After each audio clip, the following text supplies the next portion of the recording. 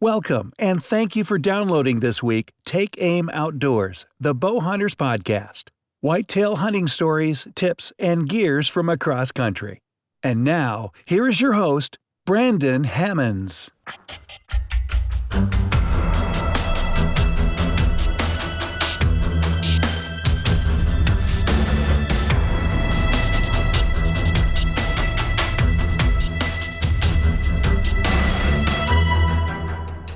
We are live and excited to get a brand new show out to you guys, and welcome to another Take Aim Outdoor podcast. And this week I have Blake Alma on with me, and well, Blake, what's happening, man? Not much, man. How are you? I'm doing good. Today's been a rough day. I'm just gonna say today's been kind of rough, but I'm excited to kind of talk with you and get to hang out and go from there. But Blake, before we get started, I guess today's show, or kind of the theme, and I thought you were such a great guy to do this with, and I was going to have you on the show eventually, but I had some guests kind of lined up, and so to speak, and I had 3 people in the last 10 days reschedule with me, so it kind of opened up the time frame to hook up with you. But Blake, give me a little bit of background about yourself and where you're from. Yeah, sure thing. So my name is Blake Alma, and I'm a radio host. I host a radio show called The Outdoorsman's Art, which is on 19 platforms. And recently, Hunt Channel requested me to start my own outdoor talk show. And so I also started a new podcast called The Outdoor Experience, and then we ended up filming that podcast and turning it into a talk show. So that airs on the Hunt Channel on Mondays at 10 p.m. So that just premiered this past Monday, the 22nd, so it was the first episode. So that was definitely an exciting experience. I have 6 published books. Some are about fishing, some are about trapping, some are about just the political side of things. And then I'm also editor for 2 outdoor media websites. I write for, 15 to 20 publications, and I'm also only 16 years old. And so it's been a real enjoyable experience in the outdoors. Yeah, that's pretty wild. So that's one of the reasons I wanted to have you on today. Was I kind of get the question a lot from multiple people, young and old, just like, how'd you get started, and you know, what brought you into the outdoor industry, or who did? And you've done it kind of really, from what I've checked on, by yourself and kind of self-made. And a lot of the outdoor industry, to be honest with you, to me is going that way. So tell me a little bit of, let's talk in that manner, just about what got you started, and, what got you started in the outdoors, so to speak, and then what got you kind of interested into pursuing, some involvement in the outdoor industry. Yeah, sure thing. So since I was, 7 years old, I've always wanted to write. I've always enjoyed writing stuff. It's not my favorite thing in the world to do. I'd rather do radio and stuff, but I love to write, especially at the age of 7. And I would write these little picture books and write some little short stories and give them away to family members and stuff. And so I've always known that I would be a writer of some sort. I had no idea that I would be an outdoor writer or a radio host or any of that. But in 2013, I was at a teen camp, and this teen counselor invited me out fishing because I really didn't like, there was a boys' swim time, and I didn't really care to swim in chlorine pools, And he's like, Blake, I noticed you didn't like to swim. Why don't you come down to this creek down the road and try fishing with me? And I said, sure. It wasn't my first time fishing, but it was really my first time really enjoying it. And so we went out and caught tons of small fish and like bluegill, some small catfish, rock bass. We caught tons of bait like minnows, salamanders, and some crayfish too. And so that was a pretty exciting experience. And that was my first time really enjoying the outdoors in a way that I've never done before. And because of that one moment, some total stranger I really didn't know at all took me fishing. It really changed my life, and that turned into me getting involved into other outdoor pursuits like hunting, trapping, and bushcraft, survival, and stuff like that. So because of that one moment, that one guy, again, that I didn't know, took a kid fishing, it really changed my life. So if somebody takes a kid fishing, that could really changed their life. I mean, it definitely changed mine. And so by the time I was, I believe I was 14, I started writing a book. I didn't really do anything with it. I called it The Outdoorsman's Bible. It was just some basic stuff about the outdoors. And I didn't get that published. And then I ended up getting that published in December of 2014. And so I kind of look back at that book now. I'll look at it and I'm like, man, I wrote that? That's pretty pitiful. It's not the best grammar, but I've kind of changed from when I was 13, 14 years old where I wrote that book. But that book eventually evolved into writing another one called Harvesting Nature's Bait Shop. And that was about catching fish bait. And that was a lot better, and it sold a lot better. And I got reached out by a company called Outdoor News, Ohio Outdoor News, and they said, hey, Blake, we noticed that you have a book. Would you want to write an article for this outdoor writing competition? And if you win, you get this and this and that. And I was like, okay. And so I wrote this story about a fox I trapped, about how it was fall time and all the red and colorful leaves were on the ground, and the red fox kind of camouflaged in with the background in the outdoors. And I went up to this trap, and I didn't see him. And he literally came in about 6 inches from my leg and about to take a nice chunk from my leg. And so I wrote just a basic story about how to be safe while trapping, and I ended up winning that competition. And because of that, I ended up writing for different companies, for like Survival Life, Outdoor Hub, Northland Outdoors, and several other magazines and newspapers as well. And at Survival Life, I wrote, I don't know, overall maybe 20 to 30 articles. And this radio station called WRVO Radio contacted me and said, hey, Blake, we noticed that you like to write, and would you want to turn your articles into a radio program? And I thought it was a scam at first, and then I realized it really wasn't. And I checked it out, and I said yes, and I got started with the radio. And I'm no longer with WRVO, but I ended up going on some other platforms. They're all online-based. I think going digital and internet would be the best choice in this decade. And so I had a radio program. And then, as I said, just recently turned into a television program as well. So that's been an awesome experience. Yeah, that's very cool. And in case maybe I didn't hear you or you didn't say it, but where exactly do you live, Blake? Where are you from? Oh, yeah. I live I just live about 20 miles north of Cincinnati, Ohio. It's really not an outdoorsy environment. It's the metropolitan area of Cincinnati is huge, actually. There's like 2 million people. So the outdoors isn't very popular here. I've been blessed with about 15 acres of woodage behind my home, so I get to enjoy that, but on a day-to-day basis. But I'll be honest, it's pretty difficult to get started in the outdoors in a place that's not really into the outdoors. And so that was probably my biggest challenge. Yeah, for sure. So how have you kind of combated that? Like, Ohio's known for great deer hunting and great turkey hunting and good fishing. So where have you had the opportunities to kind of get away from the city limits, so to speak? Yeah, I'm in the tri-state area of Kentucky, Indiana, and Ohio.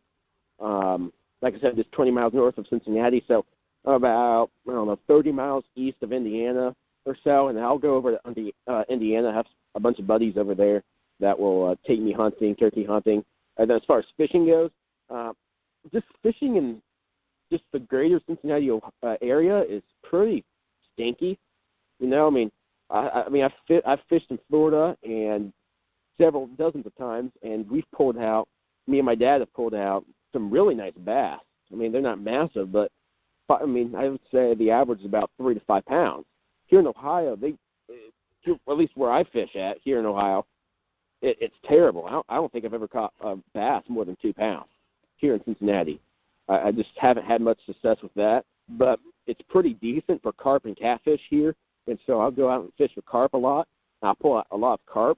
Since it's more of a city area, urban area, there's a lot of carp, and so that's pretty fun to catch. You can't really eat carp, but I guess you can if you want. But then catfish, I'll catch some catfish too while I'm trying. I use a dough ball, just throw it out there, and I'll pull out some carp, and then occasionally a catfish will bite, and if I can, I'll keep the catfish and eat him. No, for sure. That's pretty cool. I know that, exactly what you said kind of about, populated places. Those are always, really good game fish to go after, carp and Yeah. catfish. So I'm sure you have a good time with doing that. But have you ever had the Yeah. opportunity to actually get on a boat and do some boat fishing for carp? Oh yeah. I've done. There's a lake nearby called Sharon Woods. Um, it's about 100 acres or so. It's not a massive lake, but it's pretty decent. And they give me a free boat. Like I just rent. They just let me use it whenever. There's tons of boats, and they just let me use it. And they just know I'm a local guy that likes the outdoors, and I'll go out and fish on that. But quite frankly, the place I fish at is kind of in a neighborhood. If I want to fish for carp, I mean, if that's the only thing I want to fish for, it's in a little neighborhood. It's really mucky water, but pull out some awesome sized carp and even some catfish too. So if I really want to catch some carp, I'll just fish in this mucky water. And I'll tell you a quick story. My pastor of my church, he's 50 years old, and he said he's gone fishing well over 40 times in his lifetime. He said he's never caught in a fish once. And so this lake is actually by our church, and so he stopped by while I was fishing, and he asked, "Hey, Blake, can I try fishing?" And I'm like, "Sure." And so I give him my pole. I put this wee little baby hook on there, and he's like, "Blake, I don't want no little baby hook, no baby fish. I want to catch something big." I'm like, "Well, okay." And so I put a big hook on there. I put some, I think I put a dough ball with peanut butter on it, on his hook, and he casts it out there. And we're just talking, and all of a sudden he gets this big bite, and he doesn't even notice it, all right, because he's so caught up in the conversation. And if you know this guy, his personality is to talk a lot. And he doesn't even notice. And I'm like, "Dude, you just had a bite." He's like, "I did?" And by that time it was off. But as he was reeling it in, he re-got that bite, and it was a huge carp. And so it was his first fish, too. And so I was just pretty happy to be involved with his first catch. But it's a pretty decent lake where I fish at. But boat fishing for carp, I mean, it's not the best. I know some guys that like to go out near, what's the name of that city? Somewhere in Illinois, but there's a lake over there, a river over there, and they like to bow fish for some Asian carp on a boat, and apparently that's a really awesome experience. Yeah, that is cool. A lot of people say whatever they want about catfish or, carp, but in the grand scheme of things, like, I really don't have a want to catch little fish, and that's kind of cool about carp and catfish. Anytime you catch one, even a small one, is a decent-sized fish, so that's always a good time. Yeah, absolutely. Tell me a little bit about, I know you got a lot of stuff going on this coming current year, but how in the world has that affected kind of like your social life, like high school and stuff like that? Because I know, kind of once you get really entrenched in the outdoor lifestyle and all that stuff, I'm sure everybody knows you're probably wearing camouflage, this and that. So yeah. how has that affected you and some friends or kids you don't even know from school? That's actually an excellent question, and perhaps actually the first I've been asked that before. And I like that question a lot. I'm homeschooled, and so that's been a real advantage in my outdoor career because I can wake up in the morning and do my school, and it takes because I teach myself. I read straight from a textbook or from the internet, and I'll be done within 2 hours or so, and then I can get straight to work on my stuff. And then I go to church, and then I have something called co-op, and once a week I turn in all my schoolwork and get it graded and stuff like that. And so get a lot of socializing there. But like I said, the Cincinnati area is not a very outdoorsy environment, and honestly, there is, off the top of my head, there is nobody that I hang out with that's my age. In fact, I don't hang out with a whole lot of people either, but there's nobody that's my age that enjoys the outdoors I do, that I personally know here in Cincinnati. There's not even one. I can't even tell you one. That's how little outdoorsmanship, I'll use that word, here in Cincinnati. But there's plenty of adults that, honestly, I'll be honest with you, I would rather go fishing with an adult so that I can learn from them, learn from their outdoor experiences. And then, I would almost rather have that. And plus, I've taken some friends fishing before, and they're like, Blake, I don't want to touch the worm. Can you put that on there for me? I'm like, oh, fine. And then if we fish, he's like, oh, it's so slimy. I don't want to touch that. Oh, fine, I'll take it off, you know?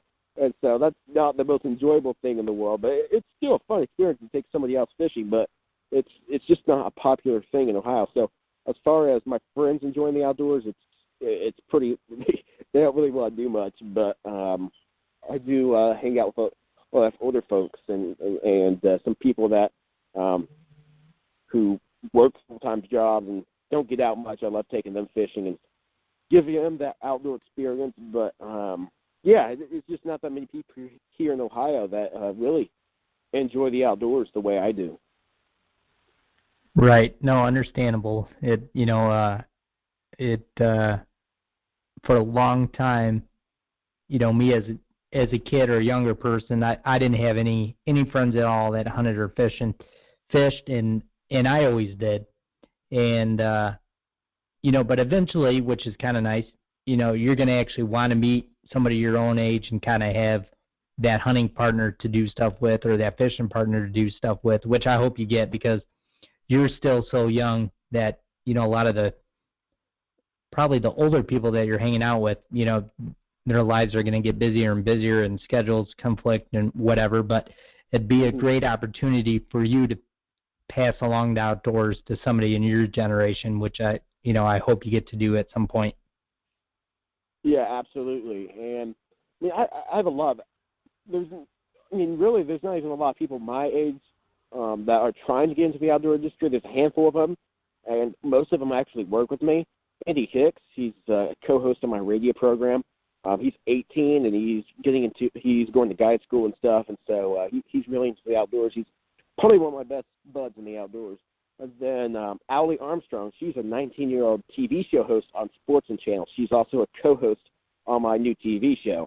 And so she is probably the most well-established teenage outdoors person that I can think off the top of my head. And so she's doing a heck of a lot of work at her age. And so, and then I have my friend Jackson Hartley. He has a little what's it called? A forum, like a social forum called Young Hunters, which I think is really cool. And then then another co-host I have is Ariana Gordine. Her dad's also my co-host on my show, and she has been through a lot of anti-hunting hate. Last year in August, she got about 75,000 hate messages on Facebook for successfully and legally harvesting a giraffe. And the meat was eaten too, and so it wasn't trophy hunting either. And so she would like to get more involved into the outdoor industry. But there's some people out there that I get to chat and talk to, but I really don't get to see them on a day-to-day basis as they all live out of state. But there's some people I get to hang out with, and I'm definitely known as the outdoorsy guy at our co-op because one day they had like a dress-up, like a Disney character day. Well, I just walked in my everyday camo, and some dude, one of my friends comes up to me. He's like, "Hey, Blake, well, who are you dressed up as?" I'm like, I looked at my shirt. I'm like, you know what? I'm dressed up as the guy who killed Bambi's mom. So he's like, wow, Jerk. I'm like, no, I would eat it. If it was legal, I would kill Bambi's mom and eat her. I would. And that's my reputation at my co-op as being the outdoorsy guy. And a lot of people don't like that I kill animals. Everything I kill, I do something with, whether it's fur bearing or meat eating or using it to catch other. Like I'll take the waste of animals and trap some bigger animals. And so I try to be resourceful with what I kill, and I get a lot of anti-hunting hate, a lot of it, not only from my friends, but from social media too. So let me ask you a little bit about that, Blake, because that social media and all that stuff at this point is really kind of your generation. You're, so to speak, I kind of got to grow up with it, and you're growing up in it. And so with that being said, do you kind of dread every day when you go to social media, in the morning when you wake up and like, oh man, what do I have to deal with today? Or how do you deal with it? And what advice do you have for like your friend that shot the draft? People of your age, like trying to participate in outdoors, because obviously it's such an easy form on social media to be a keyboard bully and to reach out to somebody and communicate in a negative way. So what advice do you have for anybody that's young and listening and loves outdoors? Yeah, I'll wake up in the morning and check my social media. I mean, I have a Facebook page called Survivalist Daily. It has about 160,000 followers on it, and it's both like prepping and urban survival too. I don't really take care of it. Like, I have writers who write that stuff. I write all the wilderness survival stuff, like bushcraft. And I'll wake up in the morning, check that, and I'll see a lot of crap. I don't understand why people follow a survival page thinking that it's going to be rainbows and butterflies, because things die in order for humans to survive. And so I guess that some people don't acknowledge that. And so with my friend Ariana, she's received more hate than I ever have, and probably ever will. But I wrote a book called The Hunter's War, Vegans versus Hunters, and it's almost too hard for me to tell you where to start with addressing these people, anti-hunters and vegans, but it's really what veganism and anti-huntingism, I'll use that word, I'll use this word, it's do-goodism. It's just something that they really cling on to, making them feel a little bit better with their lives. I'll just say it bluntly like that. It's just a thing they cling on to, and little do they realize that it's ineffective. It's hypocritical. Most of what they do is very hypocritical, because they're probably wearing a leather belt or eating a cheeseburger. And not only that, it's also pure hate, because they'll go on social media and just use unimaginable terms and cuss me out to no end, or cuss Ariana out. And that's really all it is. It's just something that makes them feel better to rag on a 16-year-old or a 13-year-old, as Ariana's age, saying you're a terrible kid because you like to hunt. And, it kind of hurts a lot, being called like Hitler and junk like that. It does hurt. But a lot of guys are like, you should just ignore the hate. And, I think ignoring the hate it makes them feel more sure about themselves. And so I'm kind of one of those guys that I won't debate them, and I don't have time to debate every single person. I can't even do that. But if they make fun of God or something, like they'll blaspheme God or something, or say something stupid that is not cool, I'll generally say something back and say, hey, this is, I guess I understand why you think not killing animals is a good thing, but here's why you're wrong, and this is what you need to do to fix it. And it really doesn't resolve a whole lot, but shockingly enough, if you respond to these cruel people with a loving attitude, believe it or not, they actually kind of respond back with a kind attitude back. It's actually quite freaky. If you reply to them showing hate, they'll hate you back. But surprisingly and oddly enough, if you kind of be nice to them about it and say, okay, man, this is why you're wrong. I respect why you think that, but this is how you are wrong, and this is why you shouldn't be doing this, And, there's bigger things in the world than to worry about animals and helping animals in animal shelters, you have inner city drugs going on, you have ISIS and all this, then you have cancer. You have all these big issues, and people are worried about a dog getting ran over by a car, or a hunter taking down a giraffe, or killing Cecil the lion, whatever, or Kendall Jones shooting a lion, People are all worried about that and get hyped up about it. It doesn't really make any sense. And then, oddly enough, let's say, in the 21st century, it's a big thing to fight with gun rights and stuff like that. It's a big debate among outdoorsmen and liberals and stuff like that. And, if somebody shot somebody, a lot of people are like, oh, it's the gun's fault. Let's ban guns. Let's get rid of guns. But it's funny, if I killed an animal and I get a lot of hate for it, it's my fault that I killed the animal. So, you kind of see, it's kind of hypocritical. Let's not worry about the guy getting shot. It's the gun's fault that the guy got shot. But if a guy shoots an animal, it's the guy's fault, not the gun's fault. It's kind of just hypocritical. So I really encourage all outdoors people kind of stand up and fight for what you believe in as an outdoors person. A lot of outdoors people don't think that veganism and anti-hunting is a big deal, but it really is. And it could eliminate hunting and the outdoor industry in the next 50 years. It could. It's just a rising thing among people. There's very I mean, there's very few people my age that really are into the outdoors, and so us teaching outdoors and teaching their children and then their children's friends and just as many people as possible, teaching them about the outdoors and why veganism is kind of just a foolish thing is a really good thing to do.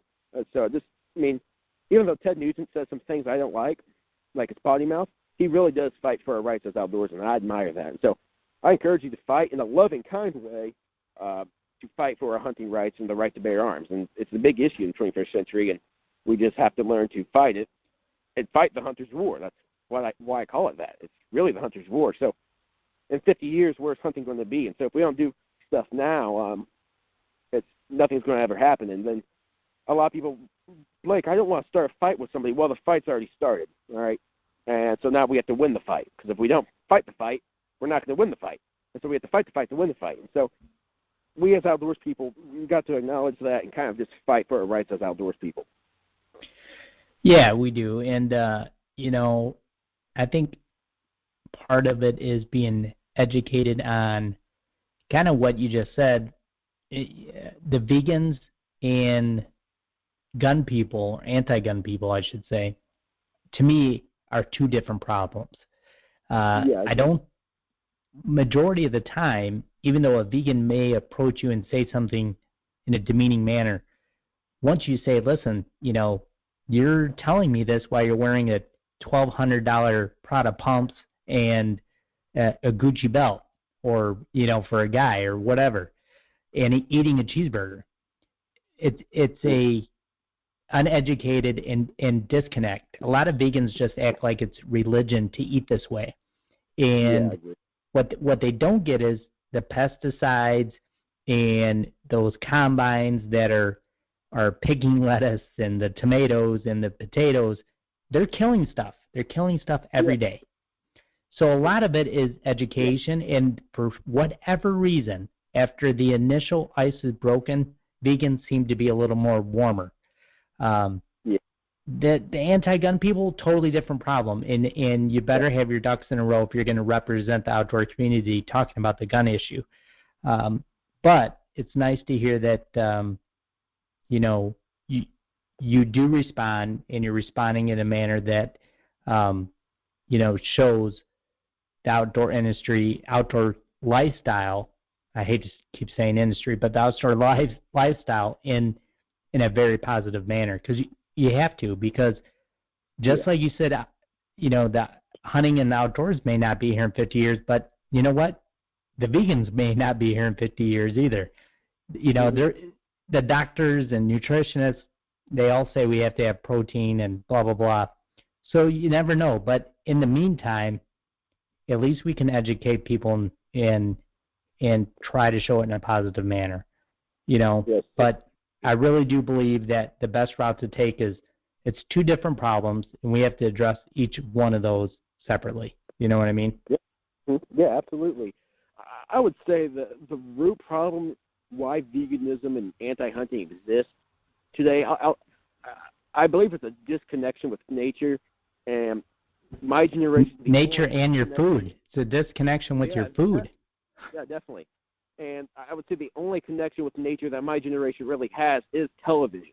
And so if you're relying on Disney Channel to bring in your outdoor information, man, they are going to love Bambi, And so it's something that TV kind of teaches, that you can't really kill animals. Animals have human-like emotions, like they can talk to each other and blah, blah, blah, blah. And TV kind of promotes that, and I don't know why. That's really the only logical explanation I have, because if you look 100 years ago, veganism wasn't really a thing. Yeah, it existed, but it wasn't really popular like it is today, like it is here in the United States and Europe, And so I'm convinced it came from TV. And why somehow people were manipulated by TV, I don't know. But that appears to be the case. And so that's why I think using TV and technology to bring back the outdoors is a great way to do so, because using TV to promote animal activism works pretty well, so why not flip that around and promote hunting? And so, honestly, I think hunting is the best form of animal activism anyway. That's conservation. So, it's a lack of ignorance, lack of knowledge too. So it's kind of ignorance that they just have to learn. And so, if you teach them a kind way, they will generally respond kindly and say, yeah, you may be right. You may. They won't admit they're wrong, but they'll admit that you could possibly be right. If you reply in a jerk manner, they'll just fight you and fight you and fight you. So there's a key I've learned because I've been a jerk, and they'll be a jerk back. And if I be nice to them, they're kind of nice back. And so it's just one of those things that you have to figure out their situation and why they're really anti-hunter. And it's just one of those things that will probably always be around, but the problem is that I don't want a day to come that there's more vegans than hunters. And so that could be a frightening day. And I could go into detail about that, why it could be a big deal, but we can go into that another day. But it could be. Well, I definitely don't want to run out of lettuce because I love salads. So God forbid there's more vegans than hunters. Mm-hmm. Amen. I really do love salads, though. So I do like salad. I mean, there's a lot of vegetables I love, but my favorite vegetable is actually a mushroom. I think mushrooms taste a lot like meat. Honestly, it tastes like oysters to me. And so, and what do mushrooms eat? They eat dead things. And so, I mean, all plants eat dead things too. And so, I mean, they eat the dead things from the ground. So everything relies on dead things to survive. And so, even plants know that veganism is not right. And so, it is funny. Nature eats nature. I mean, so you're exactly right. It's been that way since the beginning of time. Yeah, that's just the case. And I don't know. Like I said, it's just something that they feel good. It makes them feel good about themselves. And when you kind of explain it to them, they don't want to admit they're wrong, and so they kind of just keep fighting. And then they realize that they're wrong, but they just don't want to admit that, so they get all mad and use foul language and stuff. And so it's just do-goodism. That's really all it is. There's nothing else to veganism. It's something they cling on to. That they say, I'm good. This is why I am good. And, I hope to say that when I stand before God, they're like, I'm good because I accepted you into my life. It's not because I saved an animal, And it does nothing. Morally, spiritually, physically, veganism doesn't do anything besides cause problems with hunters. And so I really wish that people would kind of acknowledge that and just say, okay, veganism's dumb. Let's just move past that. And it doesn't make any sense. But no, it doesn't. But see, what happens is people just naturally, we want to be passionate about something. And so what happens is they get a niche where they're passionate about it, and that's where, just like us or anybody that's passionate about anything, you want to defend it. And in the grand scheme of things, again, it's really hard, but you need to approach it in a manner that you're, hey, I respect that passion, but, have you ever thought of this? Or have you ever seen this happen or that happen? And maybe thought of this, and keep throwing those curveballs at them just to be like, hey, I'm just as passionate as you are about the outdoors as you are being a vegan. But, have you thought about this? Because that's what it boils down to absolutely. You know what I mean? So, but Blake, we're running a little short on time, but let everybody know where they can find you at. And absolutely, man, I hope you encourage more young kids your age to be a part of the outdoors and keep doing what you're doing, because we need people like you to help grow the experience of the outdoors and keep this lifestyle going. So kudos to you, man, and let everybody know where we can find you. Yeah, I appreciate that, man. Thanks for having me on the show. You can check out my personal website, which will have my radio show's website, my TV show website, and all the information you'll need at my personal website at www.blakealma.com. Again, that's www.blakealma.com. Alma spelled A-L-M-A, like Alma Mater, and so it's pretty simple to remember, but just blakealma.com. Absolutely, and as you guys know, you can find us every week on the Outdoor Podcast channel, podbros.com. Make sure to give us a like on Facebook, Take Aim Outdoors, and leave us a 5-star review on iTunes. It's much appreciated, and we'll see you guys next week.